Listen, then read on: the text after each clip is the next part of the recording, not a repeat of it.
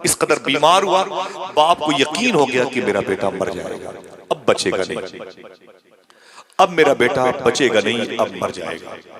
तो बाप अपने बेटे की चारपाई के पास आया, कहा बेटे मैंने तेरा बड़ा इलाज किया है, शायद तू बच जा, लेकिन तू ठीक होने की पोजीशन में नहीं है, तू बचेगा नहीं, तू मर जाएगा। ऐ मेरे बेटे तेरी आखिरी कोई ख्वाहिश हो तो मुझे बता दे। बच्चे ने रो के कहा अब्बू मेरी आखिरी ख्वाहिश आप पूरी नहीं कर सकते। बाप ने कहा ना ना ना, बता तो सही तेरी आखिरी ख्वाहिश क्या है, अपनी ताकत से बढ़ करके तेरी आखिरी ख्वाहिश पूरी करने की सही करूंगा, कोशिश करूंगा। बच्चे ने कहा अब्बू नाराज ना हो तो बता दूं कि मेरी आखिरी ख्वाहिश क्या है, दिल है सीने में तो इसे रखिए संभाल कर। बाप ने कहा बोल मेरे बेटे तेरी आखिरी ख्वाहिश क्या है। बच्चे ने कहा अब्बू नाराज तो नहीं हो गए? कहा नहीं। बच्चे ने कहा देखना है कोई ऐसा आशिक जिसके दिल की आवाज पहुंचे। बच्चे ने कहा अब्बू मेरी आखिरी ख्वाहिश ये है कि मैं मरने से पहले एक मरतबे हुजूर को देखना चाहता। दिल जिससे जिंदा है वो तमन्ना तुम ही तो हो, हम जिसमें बस रहे हैं वो दुनिया तुम ही तो हो, जो दस्तगीर है वो तुम्हारा ही हाथ है, जो डूबने न दे वो वसीला तुम ही तो। हमारे पास क्या है, सब तो हुजूर, सब कुछ तो हुजूर है। जब इतना सुना तो बाप नाराज हो गया, ओफो तू मुसलमानों के नबी से मोहब्बत करता है। बेटा कहता है अब्बू बहस का वक्त नहीं है, रूह निकल जाएगी, हुजूर को बुला दीजिए, अगर मेरी आखिरी ख्वाहिश पूरी करना चाहते तो बुला दे मुसलमानों के नबी को, मेरे आका को। बाप चिल्ला गया, गुस्से में हुजूर की बारगाह में आया। उसने कहा मुसलमानों के नबी, मेरे आका फरमाते क्या बात है? उसने कहा मेरा बेटा घर पे आपका इंतजार कर रहा है, बीमार बहुत ज्यादा है, देर न करें चलें, जल्दी हो सकता है कि वो आपसे मुलाकात हो वरना वो मर भी जाए, जल्दी चलें। हुजूर ने अपने गुलामों से फरमाया उठो मेरे आशिकों, एक आशिक मेरा इंतजार कर रहा है। शेर पढ़ दूं?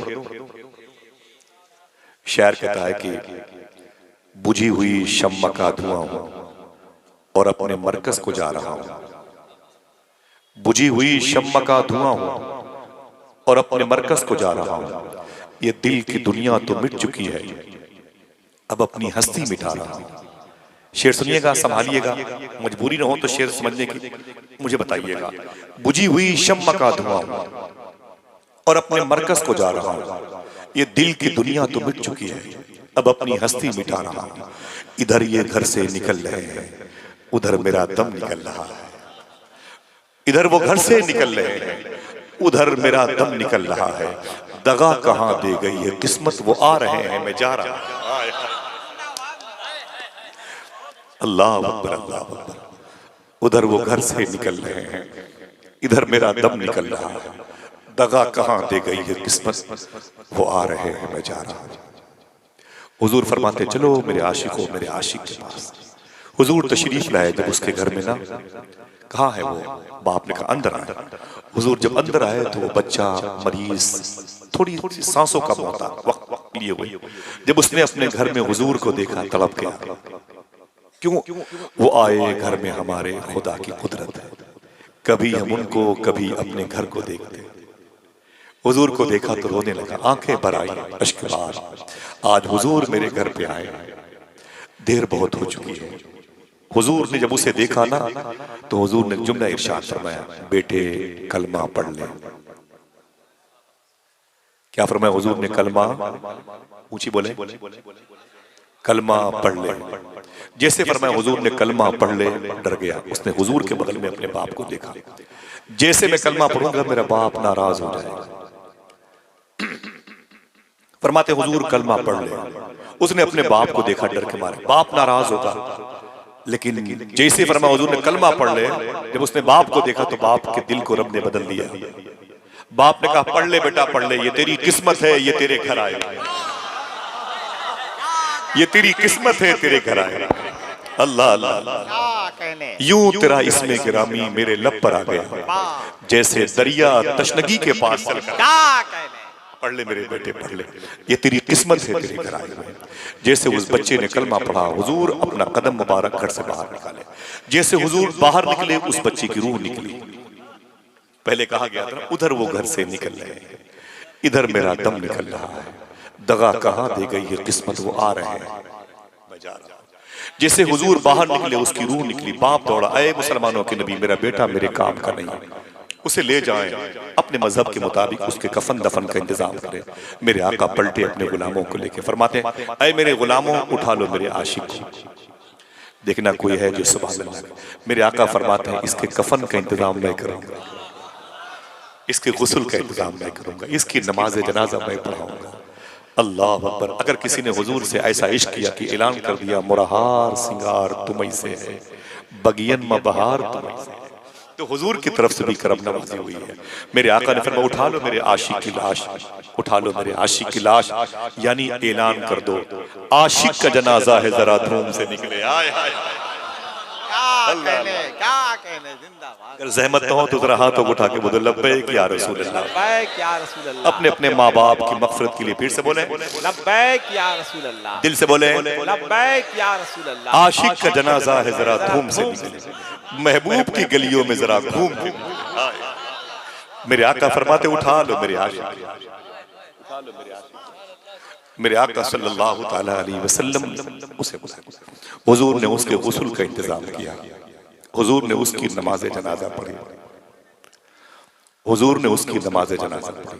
उसकी जब तदफीन का वक्त आया ना, यानी कब्र को मिट्टी का वक्त देने का वक्त आया, हुजूर ने उसे बकी शरीफ के करीब में कब्रिस्तान है, दुनिया की सबसे अजीम सबसे बड़ी कब्रिस्तान इराक में नजफ अशरफ में, जिसे बाबू सलाम कहते हैं, जहाँ स्वालिह अलैहिस्सलाम और हूद अलैहिस्सलाम की मज़ारात है, करोड़ों के ऊपर मुर्दों की मज़ारात है। वहाँ पर बड़ी रातें मैंने गुजारी है। इस नवंबर में मैंने 4 रात उसी शहर में गुजारी जो नवंबर चल रहा है, नजफ अशरफ में, मौला अली के शहर में, अल्हम्दुलिल्लाह रब्बिल। लेकिन दुनिया की सबसे बड़ी अजीम कब्रिस्तान अगर कोई है तो बकी शरीफ है। इसी कब्रिस्तान में हुजूर की लाडली बेटी मखदूम कायनात आराम कर, इसी कब्रिस्तान में हुजूर के चचा जनाब अब्बास, इसी कब्रिस्तान में मौला अली मखदूम कायनात के घर की पहली बहार इमाम हसन लेटे हुए हैं, उनके बगल में उनके भतीजे इमाम ज़ैनुल आबिदीन लेटे हुए हैं, उनके बगल में इमाम बाक़िर लेटे हुए हैं, उनके बगल में इमाम जाफ़र सादिक लेटे हुए हैं। अगर कोई सुभान अल्लाह कहने के लिए राजी हो तो बता दूं, इसी कब्रिस्तान में हुजूर की 2 फुफू आतिका और सुफैया आराम कर रही हैं। इसी कब्रिस्तान में हुजूर की और 3 बेटियां मखदूमा ज़ैनब और रुक़ैया उम्मे कुलसूम आराम कर रही हैं। इसी कब्रिस्तान में हुजूर के बेटे जनाब इब्राहीम आराम कर रहे हैं। इसी कब्रिस्तान में हुजूर की 9 अज़वाज आराम कर रही हैं। इसी कब्रिस्तान में हुजूर की चची, हुजूर की समधी मखदूमा कायनात मखदूमा फातिमा की सास, मौला अली की माँ हसन हुसैन की दादी मखदूमा फातिमा बिनते असद आराम कर रही हैं। अगर कोई बोलना चाहे तो बोले इसी कब्रिस्तान में अम्मी हलीमा भी आराम कर रही हैं। बकी शरीफ के हर जर्रों को सलाम। अल्लाह उस पाकीज़ा जर्रों को हमें चादर नूर बना के आखिरी सफर में ओढ़ने की तौफीक अता फरमाए। मेरे आका ने फरमाया मेरे इस आशिक को इस कब्रिस्तान में ले जाओ। 10-12 साल का बच्चा बाजी मार ले गया, समझ रहे, हम 70 साल के हो गए, याद नहीं करते। लेकिन सुने, जब उसकी कब्र में उसे उतारने का वक्त आया ना, तो गर्मी ज्यादा नहीं थी, लोग ज्यादा नहीं थे। फिर से रिवर्स करता हूं, गर्मी ज्यादा नहीं थी, लोग ज्यादा नहीं थे, लेकिन मेरे आका सल्लल्लाहु अलैहि वसल्लम बार बार अपनी पेशानी मुबारका से पसीने मुबारका पहुंच रहे थे। सुभान अल्लाह, सुभान बार बार। और हुजूर सल्लल्लाहु अलैहि वसल्लम उस बच्चे के जनाजे में पंजों के बल चल रहे थे। सुभान अल्लाह, सुभान अल्लाह। पंजों के बल। किसी ने तदफीन के बाद पूछा आका भीड़ ज्यादा नहीं थी, आप पंजों के बल चल रहे थे, गर्मी ज्यादा नहीं थी, आप पसीने पोंछ रहे थे, क्यों क्यों क्यों? मेरे आका फरमाते हैं मुस्कुरा के, दिल कहे तो बोलना, हालांकि दिल सुभान अल्लाह कहना चाहता है, वो नफ्स की वजह से लोग नहीं कहते। हकीकत यही है। मालूम है क्या कहा हुजूर ने? हुजूर फरमाते मैं पंजों के बल चल रहा था, मैं पसीने पोंछ रहा था, इसलिए वो जो बच्चा जिसकी मिट्टी हुई है, तदफीन अमल में आई है, वो मुझसे इस कदर मोहब्बत करता था, इस कदर मोहब्बत करता था, उसके जनाजे में इतने फरिश्ते आ गए थे, मुझ मोहम्मद को भी चलने में दुश्वारी पैदा हो गई। नारे तकबीर, नारे रिसालत। आशिक का जनाजा है जरा धूम से निकले, महबूब की गलियों में जरा घूम के निकले। ये इश्क नहीं आसान, बस इतना समझ लीजिए, समझ रहे, एक आग का दरिया है और डूब जाने की बात करता तो गालिब गालिब ना होता, डूब के जाने की बात, वरना डूब तो सब जाते हैं, डूब तो बड़े बड़े पंडित जाते हैं, डूब के जाने की बात की गालिब ने। डूब के निकल गए सिद्दीक अकबर, डूब के निकल गए फारूक आजम, डूब के निकले उस्मान गनी, डूब के निकले मौला अली, ओवैसे करनी, डूब के निकले फुज़ैल बिन अयाज, इब्राहिम दसूकी, अहमद बदवी, कबीर अहमद रफाई, सैयदना शेख अब्दुल कादिर, ख्वाजा पाक, ये डूब के निकलने वाले लोग हैं। ये वही लोग हैं जिनको देख के लोग कहते थे वो मोहम्मद जो अल्लाह के रसूल हैं वो यही हैं, वो इन्हीं के दिलों में रहते हैं। आज क्या बात है, हमारा दिल पाकीज़ा नहीं है।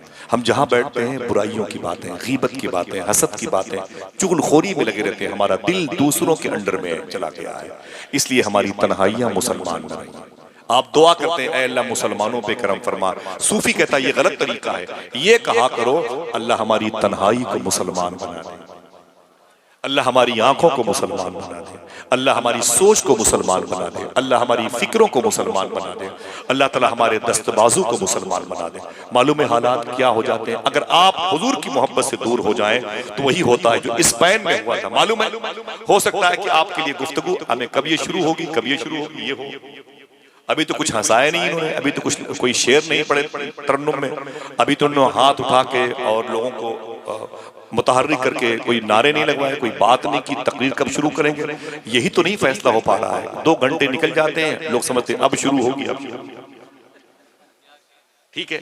न तकरीर करने के लिए आता हूं, न तकरीर सुनाने के लिए। मैं तकरीर जो बातें हैं वो आपको याद कराने के लिए आता हूं, और कभी तकरीर नहीं, कोई पैगाम नहीं। ये जिक्र है जो हमारे बुजुर्गों का है।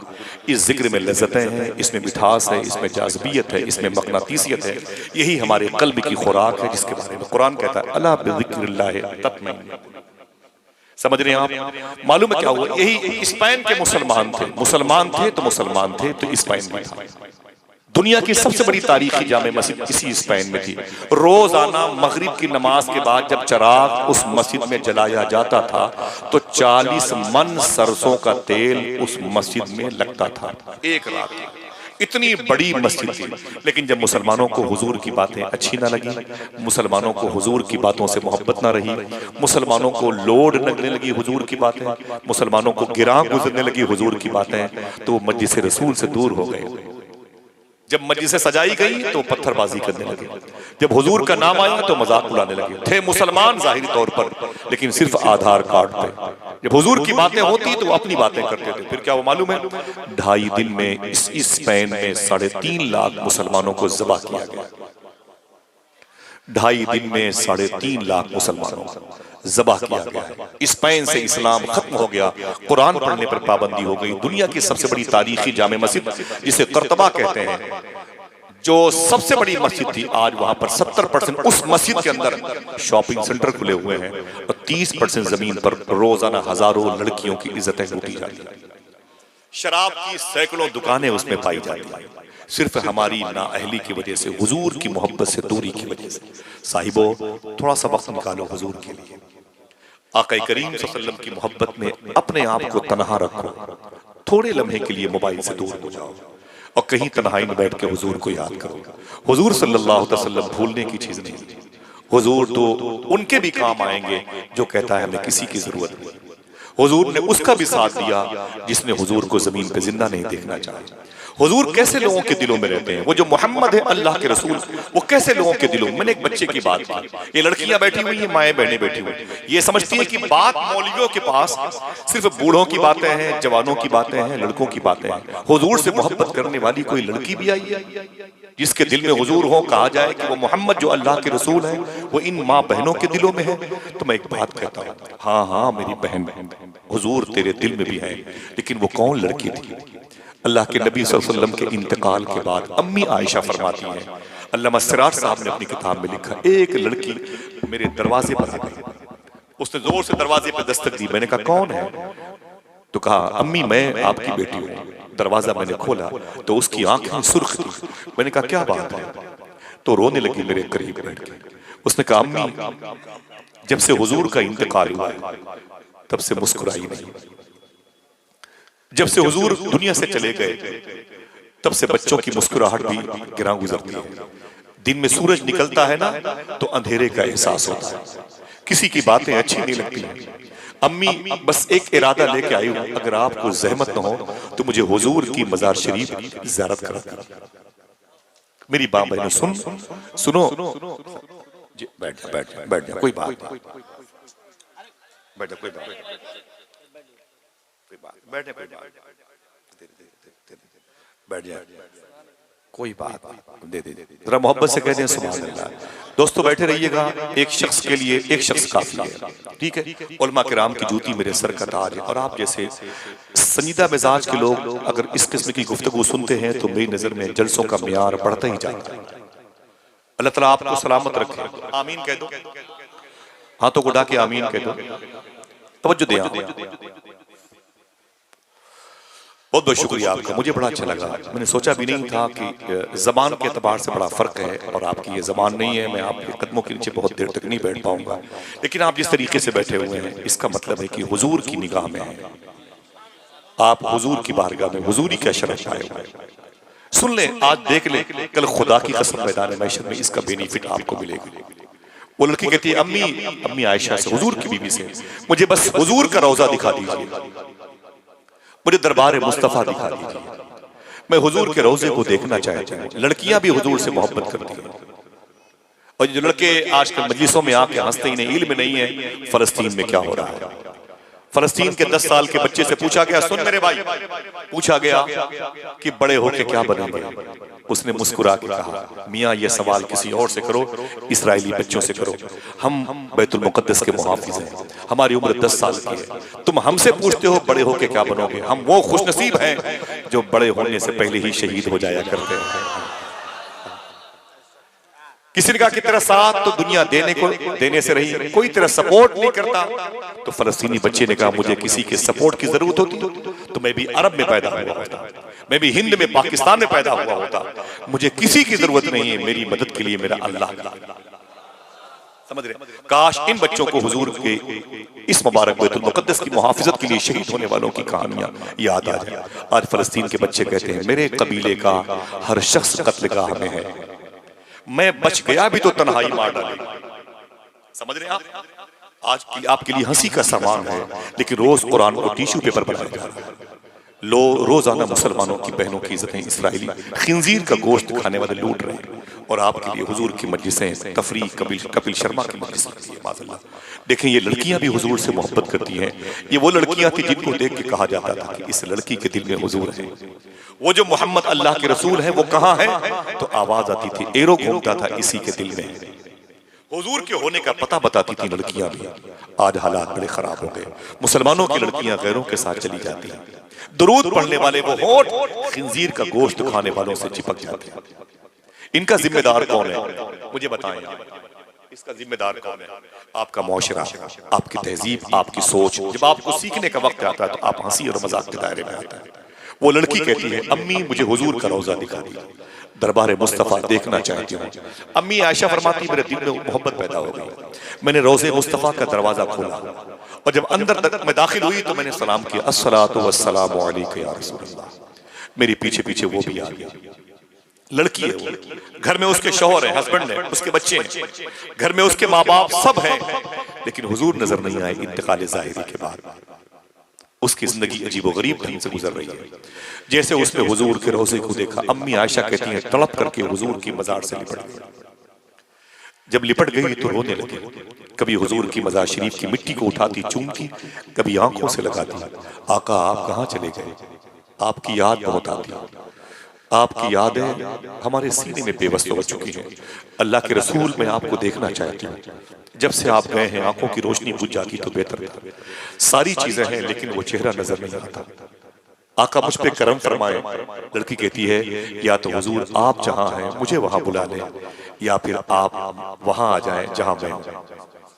अम्मी आयशा कहती है, उसकी तड़प मुझसे देखी ना गई। थोड़ी देर के बाद उसने अपना सर हुजूर के रोजे पे रखा और खामोश हो गई, एकदम खामोश हो गई। और जब खामोश हुई तो थोड़ी देर के बाद मैंने सोचा कि इसे उठा के बाहर कर लें। जब मैंने उस लड़की का बाजू पकड़ा, उसे उठाना चाहा तो मैं खुद बैठ गई। मैं क्या उठाती, मैं खुद बैठ गई। मैंने पूरी ताकत जमा की उस लड़की को उठाने के लिए, रोजे मुस्तफा सल्लल्लाहु अलैहि वसल्लम से मैं खुद बैठ गई। कहा क्यों? तो आप फरमाती हैं जितनी चीख उसकी निकली थी रोज़े मुस्तफ़ा को देख करके, मुझे उसके इस मुबारक किस्मत को देख के मेरी चीख निकली वैसी ही। कहा कैसे? कहा जब मैंने उसे बहुत ताकत जमा करके उसे उठाना चाहा तो उठी नहीं, तो मैंने नीचे उसके नब्ज को पकड़ा तो मैंने क्या देखा, रोज़े मुस्तफ़ा से लिपट के वो जब लिपटी हुई थी तभी उसकी रूह उसके बदन से निकल गई। उम्र भर की बेकरारी को करारा ही गया। एक हम है कि हुजूर से दूर हो गए, एक हम है कि मरने का सामान ढूंढते हैं और कहते हैं हुकूमतें बदल जाएं तो हालात अच्छे हो जाएंगे। हुकूमतों के बदलने से कुछ नहीं होता, नजरियात के बदलने से। समझे दोस्तों, कहाँ जाओगे? अपनी बहनों की इज्जतों को क्यों नीलाम करते हो? तुम्हारा वक्त जो दुरूद पढ़ने का था उसे क्यों खराब कर दिया आपने? क्या दिक्कत है आपके लिए? इतनी अजीम किस्मत पाई आपने कि आपको अल्लाह ने रसूलों के सरदार की उम्मत में रखा, फिर भी हुजूर को भूल गए, फिर भी हुजूर को याद नहीं किया। आपका जो शेवा था आपने उससे अपने आप को अलग कर लिया, जो आपका कैरेक्टर था आपने उससे अपने आप को मुनहरिफ कर लिया। वो जो मोहम्मद है, अल्लाह के रसूल हैं, वो जिनके जिनके दिलों में है वो इंसान है। क्या आपसे पूछता हूं कि हुजूर से जानवर भी मोहब्बत करते हैं? मेरे इमाम ने तो कहा जानवर भी करें उनसे फरियाद, पेड़ सजदे में गिरा कर। हम इंसान हो के हुजूर से मोहब्बत न कर सके, लेकिन खुदा की कसम एक लंबी फहरिस्त है जानवरों की जो हुजूर से मोहब्बत करते हैं। बुरा न मानना, मैं आपके पैरों का धोवन पी के जाऊंगा, लेकिन हंसना नहीं, दिल न कहे तो चले जाना, लेकिन बुरा न मानना, खेल कूद न करना हुजूर की मजलिस में। मैं आपसे सच्ची बात कहता हूं दोस्तों कि हुजूर की मोहब्बत इंसानों के दिल में ना आ सकी, लेकिन हुजूर से मोहब्बत करने वाले जानवरों की लंबी तादाद नजर आती है। अगर इजाजत हो तो बता दूं कि हुजूर ऐसों के कबीले में से किसके दिल में थे? बता दूं आपको, सुनिएगा बस, ना आपको जोर से बोलना है। मैं कहूं आप सुभान अल्लाह कह दें तो दिल कह दो सुभान अल्लाह कह दें, वरना बैठे रहे, ना कोई हंगामा है ना कुछ नहीं। कहाँ तो एक आधे घंटे पौन घंटे की गुफ्तगू, फिर कहाँ मुझे निकल जाना है 1000-2000 किलोमीटर दूर। और मैं माफी चाहता हूँ आपसे, लेकिन अल्लाह आप सबके बैठने का इस जो सलीका है इसे कबूल फरमा ले।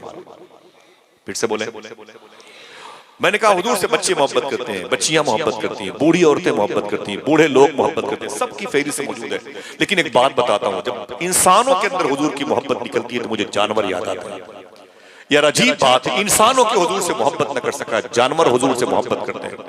कंजुल उलमा इरशाद फरमाते हैं, आप फरमाते हैं कि जब जंग खैबर के मौके पर मुसलमानों के नबी की क़यादत में जब खैबर के किले पर मौलाए कायनात ने अटैक किया था और मरहम मारा गया था और खैबर के किले पर इस्लामी झंडा लहराया था, तो बहुत सारी प्रॉपर्टी मुसलमानों के हाथ में आई थी।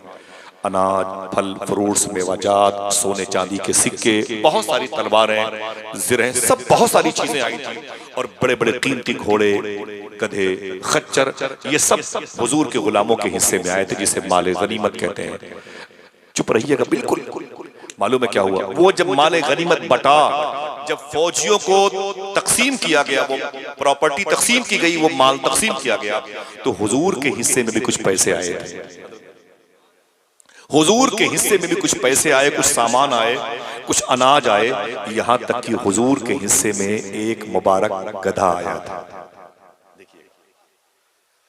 हुजूर के हिस्से में एक जानवर आया था, एक गधा आया था। सुनिएगा, गधे का लफ्ज़ है, आज के दौर में बड़ी बड़ी गाड़ियां हैं, लेकिन पहले ये गधे, ये खच्चर, ये घोड़े, ऊंटनी, ऊंट, यही इन सवारियों की जगह पे थे। हुजूर के हिस्से में जैसे वो गधा आया ना, मालूम है क्या हुआ? जैसे उस गधे ने हुजूर को देखा, उसकी आंखों से आंसू निकलने लगे। सुने आप, हदीस शरीफ में वो गधे की आंख में आंसू। हुजूर ने उसे देखा तो करीब बुलाया, इधर आ। वो गधा करीब आया, हम इंसान हो गए, अशरफुल मखलूकात हो गए, कुत्तों से बदतर हमारी जिंदगी है। अपनी नशिस्तें हुजूर के जिक्र से मामरा, हुजूर की बातों से दूर सजाते हैं, ऐसी जगह बैठते हैं जहां हुजूर याद ना आए। अल्लाह अकबर। और वो गधा, हुजूर फरमाया इधर आ।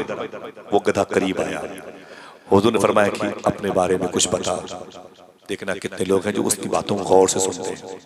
वो गधा कहता है कि ऐ रसूलों के सरदार, मेरे जो बाप, बाप के बाप, बाप के बाप, मेरी जो मेरे पुरखे थे ना, उनकी नस्ल में 60 गधे आए हैं। कितने? ऊंची बोले, 60 गधे गुजरे हैं, 60, समझ रहे हैं? और ये वो 60 गधे हैं। देखना है कोई सुभान अल्लाह कहता है कि नहीं कहता। इन सब की पीठ पर किसी न किसी ने, नबी ने सवारी जरूर फरमाई। सबकी पुश्त पर किसी न किसी नबी ने सवारी जरूर फरमाई है। सुभान अल्लाह। हुजूर फरमाते हैं और तेरी पीठ पर? वो कहता है हुजूर बस आपकी बारी है। जरा मोहब्बत से कहते हो सुभान अल्लाह। अच्छा अपने बारे में बता।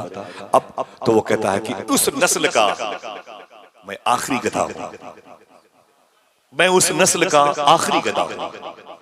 और फिर कहता है और हुजूर आप रसूलों में आखिरी हैं। अल्लाह, आप रसूलों में आखिरी हैं। अल्लाह अकबर। मेरे आका फरमाते अपने बारे में कुछ बता। तो वो कहता है कि मैं पैदा हुआ था तो मुझे एक साहब ने लिया और मेरी परवरिश की, नशोनुमा हुई, मुझे पढ़ाया गया, मैं बड़ा हुआ, ताकत और कुव्वत आई तो एक यहूदी था मुझे पाल पोस के बड़ा किया था। मैं ताकतवर हो गया था तो मेरी पीठ पर बैठना चाहता था। 59 जो मेरे बाप के बाप अजदाद अमजाद गुजरे, पुरखे गुजरे, उनकी पीठ पर सिवाय नबी के कोई न बैठा था। अब ये यहूदी मेरी पीठ पर बैठना चाहता था। जब वो मेरी पीठ पर बैठना चाहता था, तैयारी करके आया, जैसे वो बैठने की कोशिश की, मैंने अपने आप को हटा दिया, वो जमीन पर गिर पड़ा। जब जमीन पर गिर पड़ा तो उसने फिर तैयारी की, फिर मेरी पीठ पर बैठने की कोशिश की, फिर मैं हट गया, फिर जमीन पर गिर पड़ा, फिर बैठने की कोशिश की, फिर हट गया, फिर जमीन पर गिर पड़ा। वो कहता है हुजूर उसने मुझे मारा बहुत, उसने मुझे खूंटी में बांध दिया, बहुत मारा, कई दिनों तक मुझे खाना न दिया। फरमाते हुजूर फिर? वो कहता मैं भूख बर्दाश्त करता रहा लेकिन अपनी पुश्त की इस्मत का सौदा नहीं किया, अपनी पीठ की इज्जत मैंने नीलाम नहीं की। ये पुश्त मैंने सिर्फ आपके लिए रखा संभाल करके। भूखा था हुजूर, मुझे याद है, मैं मार खा जाता, जख्मी हो जाता था, लेकिन मैंने उफ तक न की। मैंने कहा मेरे मौला मैं मर जाऊं लेकिन मेरी पुश्त की इज्जतों को सलामत रख। ये पुष्प तेरे हबीब के लिए है मेरे मौला, इसे बचा के। वो कहता है कि मैं मार खाता रहा, बर्दाश्त करता रहा, लेकिन उसे बैठने न दिया। थक के ऊब के उसने एक फौजी के हाथ मुझे बेच दिया। कहा फिर? कहा वो बिकते बिकते फिर मैं इस खैबर के किले में आ गया और आपके गुलामों ने जंग जीत ली तो मैं बटा और बटने के बाद आपके हिस्से में आ गया। हुजूर फरमाते हैं तेरा नाम क्या है? उसने कहा याफूर नाम है। क्या नाम है? याफूर नाम। ये आइन फेवार है, याफूर नाम है। हदीस शरीफ में जुमला है। हुजूर फरमाते हैं ये बता क्या तू चाहता है कि तेरी नस्ल आगे बढ़े? समझ रहे हैं? हुजूर फरमाते हैं क्या तू चाहता है कि तेरी नस्ल आगे बढ़े? उसने कहा ना ना ना ना। कहा क्यों? कहा जब आप आखिरी रसूल हैं तो मैं भी आखिरी गुलाम बनना चाहता हूं। हुजूर ने अपना सामान रखा, उसे मदीने शरीफ लेके आए। सुभान अल्लाह। मालूम है हुजूर उस पर सवारी फरमाते थे, हुजूर उस गधे पर सवारी फरमाते थे।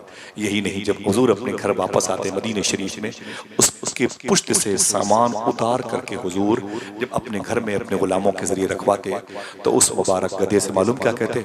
उसके कान के पास खड़े थे, सुन मदीने में मेरे गुलाम हैं, उनका नाम है तलहा, जाके उनसे कह दो कि तुझे हुजूर बुला रहे हैं। फिर से रिवर्स कर दूं, हुजूर उस गधे के कान के पास खड़े होकर बोलते मदीने में मेरा गुलाम है, उसका नाम फला है, जाके उससे कह दो कि तुझे हुजूर बुला रहे हैं। अगर सुभान अल्लाह कहने के लिए आप में से कोई राजी हो तो बता दूं आपसे। एक मिनट पहले ठहर जाए। मालूम है उस नाम को जो नाम हुजूर लेते या मदीने में इस नाम का मेरा गुलाम है, उसे बुला के ला तुझे हुजूर याद कर रहे हैं। सुने आप, उस नाम के कई गुलाम हुजूर के सहाबी मदीने में होते, लेकिन वो गधा उसी सहाबी के हाथ था जिस सहाबी को हुजूर बुलाना चाहते। अल्लाह अल्लाह अकबर। दिल जिससे जिंदा है वो तमन्ना तुम ही तो हो, हम जिसमें बस रहे हैं वो दुनिया तुम ही तो हो, जो दस्तगीर है वो तुम्हारा ही हाथ है, जो डूबने न दे वो वसीला तुम ही। हमारे पास और क्या है? ये कपड़े उतार लिए जाएंगे, गौस पाक फरमाते नहीं उतरेंगे तो कैंची से काट लिया जाएगा। समझ जाएगी कोई चीज नहीं, सारी प्रॉपर्टी धरी की धरी रह जाएगी। मूसा अलैहिस्सलातु वस्सलाम से कहा, जो भाई बीच में बातें कर रहे हैं मैं गुजारिश करता हूं थोड़ी सी तवज्जो दे दे। मूसा अलैहिस्सलाम ने कहा मेरे पास एक केस आया था। इस जुमले को हुजूर गौस पाक के शहादत से शबाहत में बयान करते हैं, बहुत प्यारी बात है। आज जमीनों के मामले में भाई भाई का कत्ल करता है, हुजूर की मोहब्बत कहां से दिल में आएगी? जमीनों की मोहब्बत दिलों में है। मूसा अलैहिस्सलातु वस्सलाम के पाकीज़ा बारगाह में एक केस आया। दो लोगों ने कहा हुजूर ये 50 बाई 50 का प्लाट मेरा है। एक ने कहा नहीं नहीं नहीं मेरा है, मेरे दादा ने खरीदा। उसने कहा ना ना मेरे बाप के बाप ने खरीदा। लड़ गए। तो एक साहब ने मूसा अलैहिस्सलाम से कहा हुजूर, फरमाया क्या बात है? कहा हुजूर ऐसा करें इन दोनों को अलग अलग कमरों में बंद कर दें। अलग अलग कमरे में बंद करने के बाद तफ्तीश करें, खुद पता चल जाएगा ये जमीन किसकी है। मूसा अलैहिस्सलाम कहते हैं मुझे मशवरे मत दे, मैं इन दोनों से क्यों पूछूं कि जमीन किसकी है? मैं जमीन से न पूछ लूं तू किसकी है।